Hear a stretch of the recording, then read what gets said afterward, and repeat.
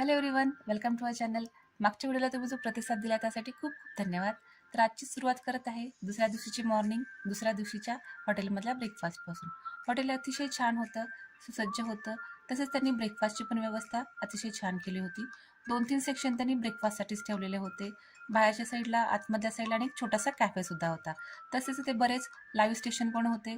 त्याच्यावर आपण सगळे समोर लगेच फ्रेश आपल्याला पाहिजे ते आयटम बनवून घेऊ शकत होतो. त्यांनी दिलेले नूडल्स वगैरे प्रकार असे बऱ्याच प्रकारचे स्टेशन ठेवलेले होते. बाहेरच्या साईडला पण अतिशय छान आल्हाददायक वातावरण होतं, जिथे आपण रिव्हर व्ह्यू बघत ब्रेकफास्ट करू शकत होतो. आता सकाळी 7 वाजल्यापासूनच ब्रेकफास्ट चालू झाला आणि सकाळी 7 वाजल्यापासूनच बरीच गर्दी होती. म्हणजे लोक पटापट ब्रेकफास्ट करून दिवसाची सुरुवात करून आपले आपले टूर चालू करत होते.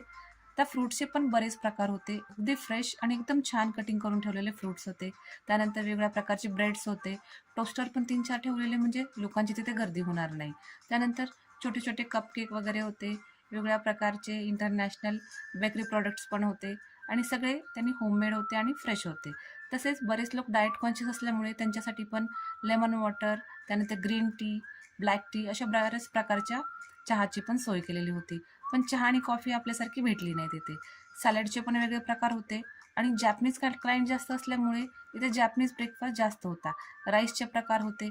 आता जे ब्रेकफास्टचे प्रकार आम्हाला समजत नव्हते, आम्ही त्या साईडला जातच नव्हतो आणि मोस्टली आम्ही बाहेर असल्यानंतर नॉनव्हेज प्रिफर करत नाही. ऑमलेटचं पण लाईव्ह स्टेशन होतं. हवे तसे आपण ऑमलेट कस्टमाइज करून घेऊ शकत होतो. चिकनचे पण प्रकार होते. चिकन पॉपकॉर्न, त्यानंतर चिकन लेग पीस वगैरे होते. फिशचे पण प्रकार होते ब्रेकफास्टला. लोक बऱ्याचपैकी भरपूर मोठा असा ब्रेकफास्ट करूनच निघत होते. त्यानंतर लाईव्ह ऑमलेटच्या सेक्शनमध्ये त्यांनी वेगळ्या प्रकारचे ऑमलेट ठेवलेले होते. जॅपनीज ब्रेकफास्ट असल्यामुळे वेगळ्या प्रकारचे जॅपनीज राईस होते, जसे की नारळाच्या दुधातला राईस किंवा अजून वेगळ्या प्रकारचे सुशी होते. त्यानंतर सी फूडमधले पण बरेच प्रकार होते. तसेच लहान मुलांसाठी पण बऱ्याच प्रकारचे आयटम्स होते. इथं बेक्ड टोमॅटो आणि बेक्ड राजमासारख्या बीन्स होत्या आणि ब्रेकफास्टमध्ये पण ऑमलेटचं त्यांनी एक लाईव्ह स्टेशन ठेवलेलं होतं.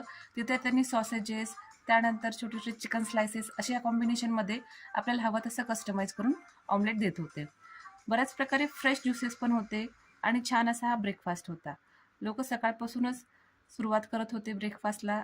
साधारण 10 वाजेपर्यंत बरीच गर्दी होती.